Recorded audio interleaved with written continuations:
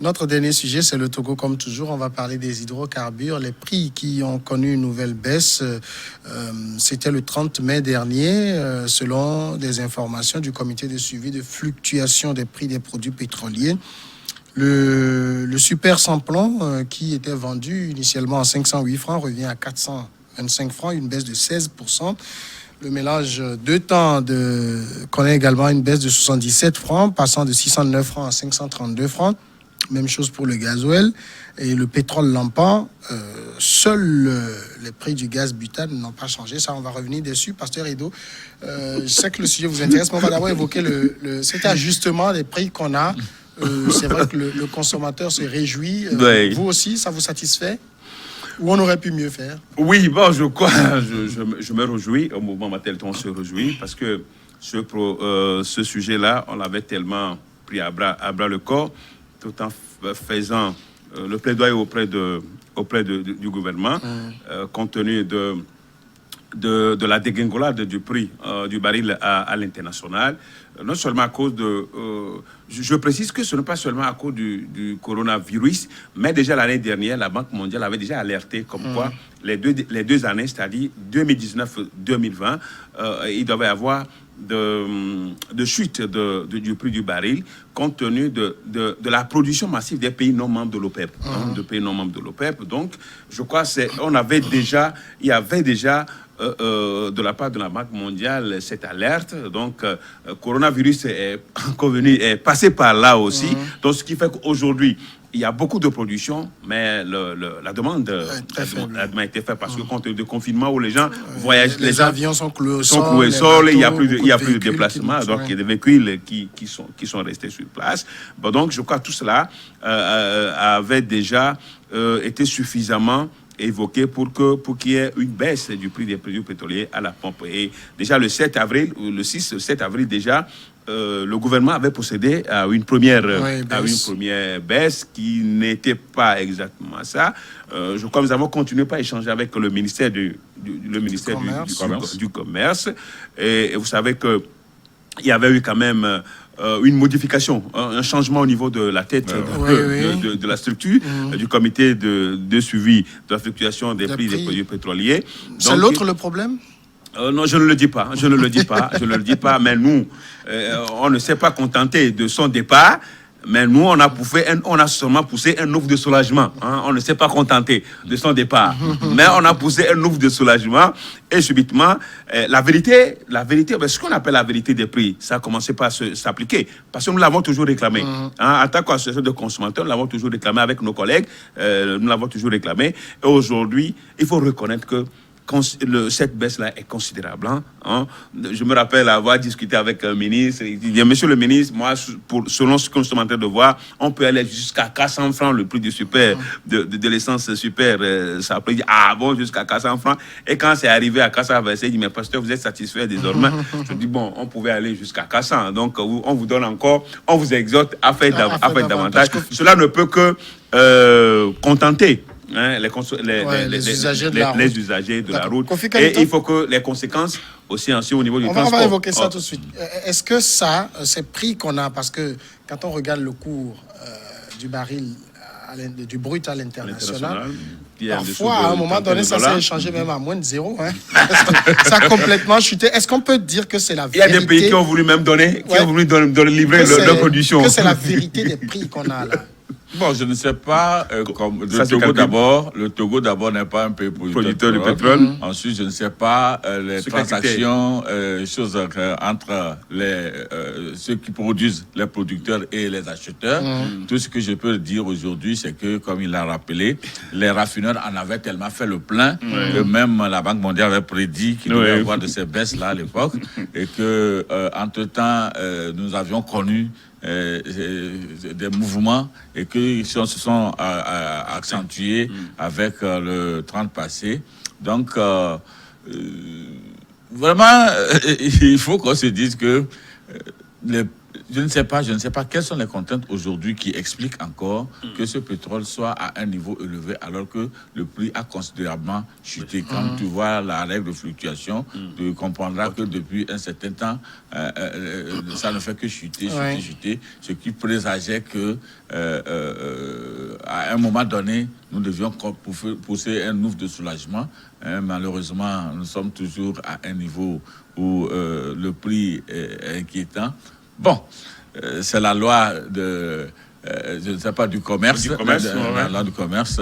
Est-ce que c'est comme ça il faut aussi regarder un peu ce que le Togo gagne en revendant ses produits pétroliers et ce que ça contribue à faire. Est-ce que, je ne sais pas, toujours c'est le contribuable qui dépose et on l'utilise pour l'aider. Donc, c'est ça un peu la grande question. Sinon, tel qu'il le dit, tel qu'a dit les choses, on s'attendait à moins qu'à 125. Mais encore, il faut remarquer que cette fois-ci, la diminution a été tellement brusque, inattendue, brusque, et vraiment sans que l'association togolaise des consommateurs décrit parce que il y a eu des moments qui se sont déroulés où nous avons constaté ces baisses alors que les prix étaient maintenus au même niveau. Il y a même eu des discours pour nous convaincre qu'on ne pouvait pas faire de choses. Et ensuite, est-ce qu'il faut dire que c'est le remplacement de choses à la tête qui a ordonné cela? Est-ce qu'il faut dire que c'est toujours la mesure d'accompagnement qui se fait ressentir au Togo par rapport à la crise sanitaire?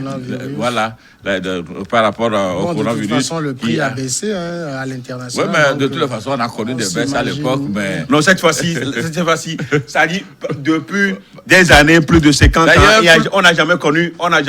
Et puis tout le monde était focalisé sur le coronavirus, que personne n'a vu venir cette modification de prix. Comme je le disais, nous, on talonnait toujours le gouvernement. C'était seulement dans les coulisses. Oui, bien sûr, on était toujours talonner le gouvernement. La population ne s'entendait pas. Non, bien sûr. De sorte que quand même, on a dit qu'il y a eu baisse de choses du prix. Des gens se sont interrogés plusieurs fois.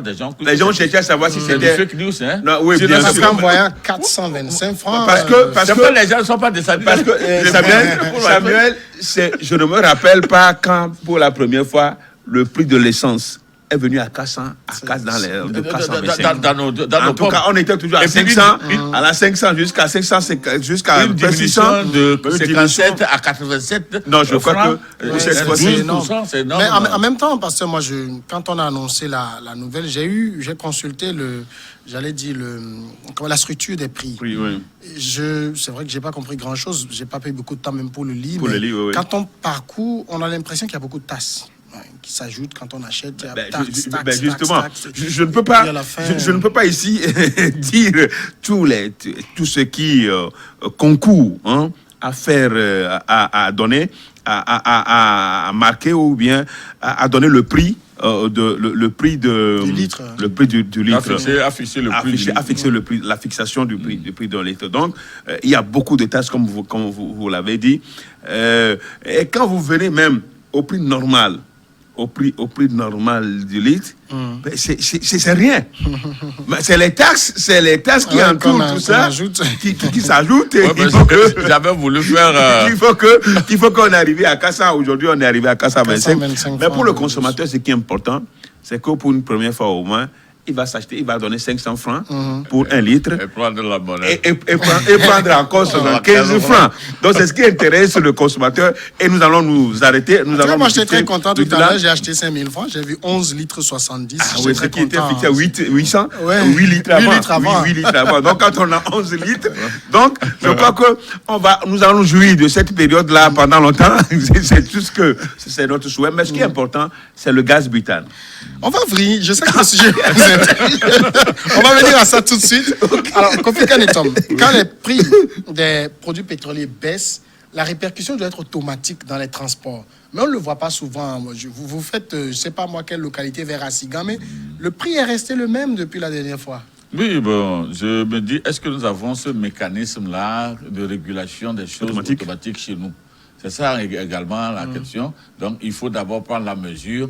Maintenant, prendre le temps d'étudier. Avec la direction des prix, du commerce intérieur. Et puis, peut-être le temps même mis pour pouvoir étudier va connaître maintenant à la hausse le prix. Et finalement, ça ne serait pas fait. Donc, réellement, il faut qu'on pense à cela. À un mécanisme automatique.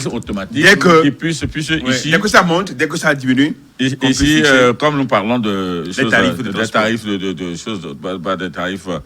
la baisse du prix du pétrole, quelque part là où ça provient, c'est que les choses sont tellement faites que le prix baisse mécaniquement par un jeu de l'offre et de la demande. Voilà. Donc il faudrait également aujourd'hui que lorsque ça chute, le prix du baril chute, il faudrait en même temps réguler les choses par rapport. Et je pense que ça pourrait même se faire parce que les chauffeurs, les transporteurs ont des corporations et ces corporations en principe devraient être dans la direction de régulation des prix pour pouvoir ajuster le prix rapidement en fonction des nouveaux et des fois prix. Même quand on réajuste, est-ce que c'est tous les transporteurs qui observent cela directement? Non. Il y a des réticences. Il y a des réticences dans ce sens. Et puis, il faut... Mais le réajustement automatique va être difficile aussi en cette période parce qu'on contraint les transporteurs à appliquer les mesures barrières. Donc, là où ils faisaient leur, peut-être le 9 places, on leur dit de prendre 5 personnes. C'est difficile qu'ils... Non, je ne suis pas ça. Ça vient la tête de protéger, c'est vrai. Parce qu'en réalité, en fait, nous sommes dans une situation exceptionnelle où chacun devrait apporter sa contribution. Perdre un peu et puis apporter. Créer ce dénouement. Parce que si nous voulons vraiment aller dans ce sens, en tenir compte, déjà... c'est une réalité aussi. Ce que vous dites, c'est une grande réalité. Oui. Et même sur le terrain aujourd'hui, ne voyage pas qui peut, parce que quand tu viens, tu connais le tarif. Le monsieur dit, si tu acceptes que je te prenne, moi je te prendrai sur ce prix. Et si tu veux, tu ne veux pas, tu restes. Mais vu l'urgence, tu es obligé de voyager. Si bien que les tarifs ont doublé, pratiquement quand vous demandez ceux qui voyagent, chose d'un point à l'autre du Togo, ils vous diront que j'ai voyagé sur telle mesure. Et encore est-il que il y a des facteurs également exogènes qui obligent également ces trucs-là qu'il faut revoir avec vraiment une chose là parce que à un moment donné, ce n'est pas aussi du goût des chauffeurs de pouvoir le faire parce que vous voyez déjà quand les choses étaient normales et que des gens voyageaient. Vous arrivez, vous trouvez le chauffeur et vous connaissez le prix, mais quand vous le suppliez un tout petit peu, il consent à des rabais, mais quand il consent ces rabais, il faut être sûr qu'il va trouver d'autres moyens pour pouvoir compenser cela. Donc, c'est ce qui amène des surcharges. Et même si vous êtes au nom exact, il vous dira, mon ami, je suis obligé de vous prendre tout le truc là parce que la route me coûte cher. Je dois payer la route. C'est ça le code. Voilà. Le langage, c'est ça, il faut payer la route. Donc, il va falloir vraiment que des actions de correction de ces éléments-là puissent intervenir pour permettre aux Togolais de jouir de ces moments de décrispation financière. Donc, justement, quand on prend par exemple un tronçon comme Lomé-Dapan, je ne l'ai jamais fait en transport en commun, je l'ai toujours fait en personnel. Je ne sais pas combien ça coûte en transport en commun, temps normal. Ça veut dire normalement, ça doit baisser en fonction de la baisse du prix du pétrole. Mais avec l'application des mesures barrières, si on doit faire un Lomé-Dapan, vous êtes sûr que ce sera plus cher? Oui, mais comme il a dit tout à l'heure, il y a des gens, il y a des chauffeurs, des transporteurs véreux qui créent aujourd'hui comment on l'appelle, leur taux. Leur taux. Si vous voulez, vous prenez, vous ne voulez pas. Ils ont des contraintes qu'il ne faut pas aussi. Oui, ils ont des contraintes. Oui, ils ont des contraintes. C'est qu'aujourd'hui, un véhicule de 5 places prend 5 places. Oui, 5 places. Donc, il prend... Avec le chauffeur, deux derrière. Il prend 4. Il prend 4 avec le chauffeur, ça fait 4. Avec ça, entre-temps, il pouvait prendre 6, 7, 8. Multiplier aujourd'hui. Bon. Mais au fait, si à cette allure-là, comme le gouvernement l'a annoncé comme mesure barrière, et surtout avec la première baisse, je crois que cela devait être compensé par la première baisse. Maintenant, la deuxième baisse, c'est une diminution de trop, enfin, pas de trop, pas de considérable, mais qui doit leur permettre quand même de pouvoir eux-mêmes d'abord diminuer leurs tarifs qu'ils se sont donnés, et puis Maintenant, pourquoi pas même aller jusqu'à à la fixation de nouveaux tarifs qui puissent quand même soulager les voyageurs. Donc c'est cet aspect-là qui est très important. Je voulais ajouter que ces états de choses également sont en train de relever la fragilité des corporations, tout secteur d'activité dans ce pays. Oui. Parce que si, effectivement, il y avait de bonnes coopérations, corporations de conducteurs et qui disposaient des fonds, c'était la période où ces conducteurs devraient être soutenus par leur corporation parce que nous sommes dans une période d'austérité et que quand ça va se relever, les gens viendront et les prix seront jugulés. Malheureusement, nous appartenons à des organisations où il n'y a que des profiteurs inouïs et puis il faut voir maintenant comment est organisé même ce service de transport. Est-ce que c'est des gens qui savent exactement ce qu'ils font, ou bien c'est un matin, tu viens, on te remet le véhicule, on te dit, tu es obligé de me faire un compte 2. Et quand toi, tu es sur le truc là, tu es obligé de chasser ce que tu dois ramener au propriétaire du véhicule, et ensuite voir ce que tu peux... Ton propre intérêt. Ton propre intérêt. Et ça fait que tout le contrainte là oblige aujourd'hui, même si moi j'étais chauffeur aujourd'hui et que j'étais sous cette double contrainte, je serais obligé de voir comment je pourrais m'organiser pour pouvoir bénéficier, tirer le minimum de profit de ce que je fais. Et par ces temps également, c'est pas évident que le chauffeur qui vient aujourd'hui de Dapon soit sûr qu'il va repartir demain. Parce que le nombre de passagers il faut a tellement diminué et comme alors que tu dois rouler avec du carburant, un carburant qui coûte un prix élevé. Donc, c'est compliqué. Alors, l'autre point, ça intéresse vraiment le pasteur, c'est la question du gaz domestique. Les prix du gaz butane n'ont pas changé depuis des années. On continue de changer, par exemple, la bouteille de gaz de 6 kilos à 3120 francs et celle de 12 kilos à 6500 francs. Est-ce qu'on peut comprendre que dans ce pays où on dit aller vers le gaz, parce que la déforestation et toutes les conséquences que cela entraîne pour le charbon de bois, en même temps, le prix du gaz reste l'un des plus élevés aussi quand on regarde dans d'autres pays. Oui, mais je crois que nous l'avons évoqué avec les autorités et juste après la deuxième diminution, nous avons encore évoqué cela parce que le prix du gaz butane ou bien du gaz domestique est inchangé depuis des années. Je me rappelle il y avait eu une augmentation au niveau d'une société pétrolière à l'époque. Il a fallu que dans la nuit, nous puissions aborder le directeur pour lui dire mais cette augmentation-là, ça risque de finir. Ça risque même de détourner les Togolais de l'usage du gaz butane et d'aller vers le vieux charbon de bois. Le vieux charbon de bois et de bois de chauffe. Donc, dans la nuit, c'est dans la même nuit que le communiqué a été rédigé avec le directeur là pour qu'on puisse passer au prix normal. Et depuis là, le prix est resté inchangé, mais cela n'encourage pas les Togolais à plus aller vers le gaz domestique parce qu'il étant cher, alors que nous voulons préserver l'environnement, nous voulons préserver nous voulons éviter la déforestation.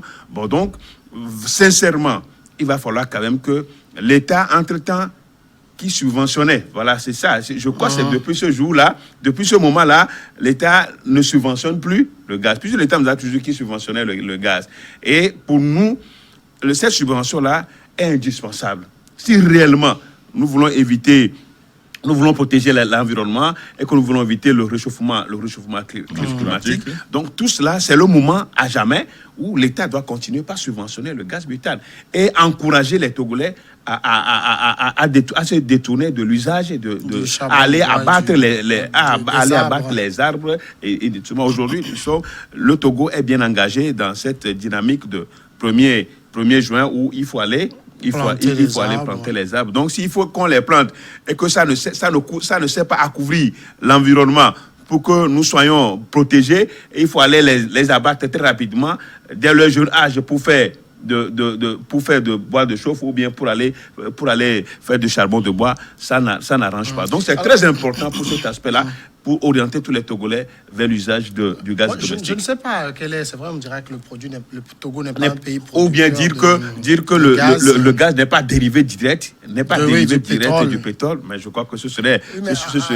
donc, le pays commande aussi le gaz. Mais moi, j'étais au Burkina, Burkina Faso il y a quelques années, et le prix du gaz au Burkina est moins cher qu'au Togo. Mais j'ai pas compris. Beaucoup de Togolais vont charger dans les pays à côté, dans les pays voisins. Et vous allez, on met dedans jusqu'à ce que ça ne risque même d'exploser. Mais entre-temps, il y avait eu un projet de gazoduc là qui devait passer par le Togo et on nous disait que quand ça va s'installer, le prix du gaz va considérablement diminuer. On nous a dit beaucoup de choses dans ce c'est pourquoi je dis entre-temps. Laissez-moi de pétrir d'abord passer. Laissez-moi le Bénin, le dans la sous-région. Laissez-moi de pétrir d'abord passer. Et pour harmoniser les prix. On nous a parlé de l'harmonisation des prix. Et puis, je me suis dit, en voyant naître d'autres compagnies de distribution de gaz, je me suis dit que cette concurrence-là devrait en principe aider à diminuer le prix et à éviter que des gens puissent s'armer de bonbonnes pour rentrer au Ghana. Mais jusque-là, c'est l'État qui fixe encore le prix. Donc, sincèrement, c'est avec un peu d'amertume tel que vous l'avez dit, que nous puissions vivre avec une grande désolation de grands camions qui transportent et des pays que nous connaissons habituellement arides. Des pays du Hinterland, bien sûr. Des sacs de charbon, et puis qui dénudent nos terres et favorisent toutes ces modifications climatiques et que nous pensions qu'aujourd'hui, tous les foyers devraient prendre l'habitude d'aller vers le gaz domestique, parce que ce gaz-là revenait moins cher que... Et ça ne pollue pas, ça ne pollue pas la nature. Ça ne pollue pas. Malheureusement, je me demande, même ici en capitale, combien de ménages aujourd'hui utilisent le gaz domestique. Parce que comparé au prix de charbon, que l'on peut aller acquérir à 25 francs, 50 francs pour faire sa cuisine, c'est un peu désolant. Donc, nous sommes encore restés nous-mêmes dans nos conditions antérieures sans évolution, parce que justement, le prix du gaz a toujours conservé à un élevé. Et quand nous voyons notre SMIC comparé au prix du gaz, c'est que réellement, avec tous les autres besoins, c'est difficile. Vraiment difficile. Le prix du gaz est presque la dîme du SMIC. Quoi, Samuel, la dîme de... C'est même pas la deuxième partie. 35 000 francs, je dis presque. 35 000 de SMIC, vous donnez 3 500 pour la dîme. À moins que vous voulez payer le truc de 6 kilos. Oui, 6 kilos, bien sûr. 6 kilos. Moi, je pensais que vous parlez de 12 kilos. Non, 12 kilos, ça c'est pour les personnes un peu plus légères. 60 000, puisque quand vous parlez de 10, ça n'a pas 60 000. Donc, vous voyez que vraiment, ça crée des frustrations. Non, je crois quand même que on devait vraiment penser et que si l'État devrait faire quelque chose dans ce sens, il faut vraiment que l'État fasse quelque chose parce que ça libérerait beaucoup de choses. Et personne ne peut même aller vers les fourneaux électriques parce que là, encore, le prix de l'électricité, c'est une autre poire amère. Donc, on ne peut que se dire que si nous ne voulons pas utiliser les bois de chauffe, nous ne voulons pas utiliser du charbon, il va falloir que le prix du gaz butane puisse être revu. Quand vous parlez de Burkina Faso, justement, c'est la politique, c'est cette politique-là au Burkina Faso où chaque ménage, je suivais un projet, chaque ménage avec le gaz butane. Il y a un projet comme ça. Et bon, donc, même dans les villages, dans les hameaux les plus reculés, les gens sont habitués à ça. Et je crois que ce n'est pas impossible. Même les revendeuses au bord de la rue, comme ça se fait ici, avec les gaz à butane. Bien sûr. Je suis allé au Burkina. Justement, vous n'allez pas trouver de charbon de bois avec des bonnes femmes qui préparent. Non, c'est sûr, des gaz butane, ils préparent. Bon, c'est vrai qu'une sont pas très avantagés par la nature. Avant, quand moi je regardais les films burkinabés, je n'ai jamais compris pourquoi leur porte était toujours en fer. C'est quand je suis allé que j'ai compris. Ils n'ont pas de bois. Ils n'ont pas de bois. Et puis ils savent faire ça dans une ingénierie. Oui, bien sûr, formidable. Oui, bien sûr. Donc, je crois quand même que ce qu'on peut dire au gouvernement togolais, c'est de reprendre la subvention du gaz butane. C'est très important. C'est très important. Je crois que ça va être... En fait, ce qui est sûr, le pasteur Edo sait bien le dire, on va le responsabiliser. Non, de toute façon, on en parle tout le temps.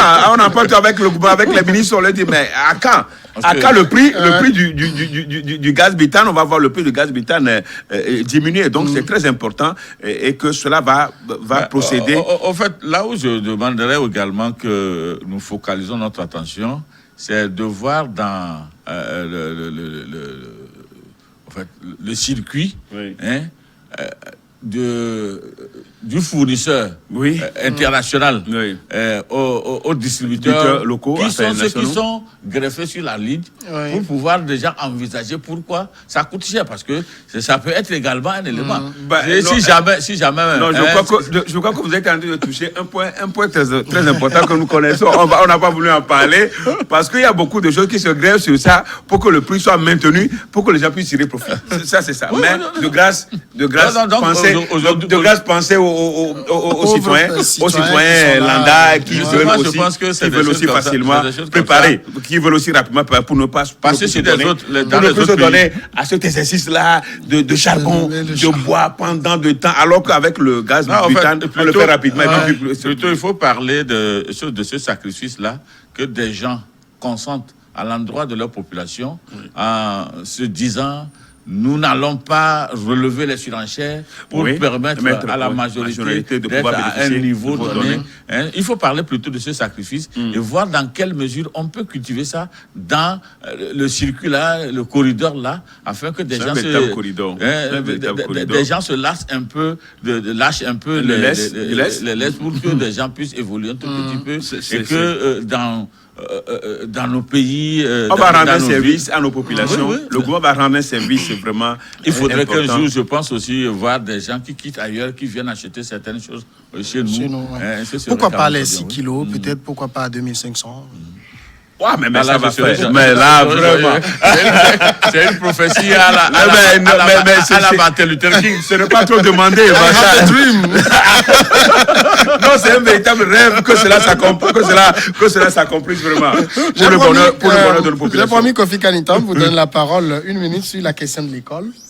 On reprend le 8, vraiment? Bon, en fait, les discussions sont en cours et puis la date du 8 a été indicative parce que ça nécessite un certain nombre de réajustements et puis de mobilisation de conditions pour que nous ne basculons pas. Vous voyez, l'école, si elle était fermée, au moins elle était fermée, nous n'étions pas à 10 cas. Aujourd'hui que nous sommes à 443, il faut vraiment analyser. Et la précipitation est différente de la vitesse. Vous voyez, au Sénégal, ils ont dû aujourd'hui reporter parce qu'ils ont constaté qu'il y avait 10 enseignants.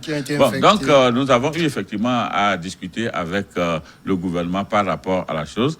Nous avons d'abord été tous d'accord sur le principe de rouverture, mais c'est au niveau des conditions que nous nous sommes dit, il va falloir que des analyses soient effectivement bien menées pour pouvoir aider à ce que cette reprise-là ne puisse pas être des foyers de vulgarisation de cette maladie. Donc, tout compte fait, la date indiquée du 8 n'est pas une date absolue. C'est pourquoi d'ailleurs il a été convenu que nous parlions de l'imminence de cette rentrée et ça dépendra de... Dans une note de service que j'ai consultée, il est demandé, par exemple, le ministre Babieg demande aux inspecteurs, aux enseignants, aux directeurs d'établissement, eux reprennent demain pour préparer la rentrée. Pour préparer, parce qu'il faudrait d'abord nettoyer les établissements, voir s'il y a lieu de désinfecter, accueillir, si l'État était déjà prêt, les dispositifs sécuritaires qu'il faut mettre dedans. Il faut réajuster les calendriers, parce qu'il peut réajuster un peu le programme, définir ce que l'on doit faire, envisager... Au même moment où l'instructeur, le pédagogue, se penche sur l'ouverture des écoles, moi, en tant que pasteur, je me penche aussi sur l'ouverture des lieux de culte. Le béni a commencé aujourd'hui. Ça aussi, c'est important. Hein. On doit nourrir le corps, mais on doit nourrir l'âme aussi. Moi, c'est ce qui m'intéresse aussi. Merci. Moi, j'ai la faveur de mon ministère. Merci. Merci également à tous et à demain.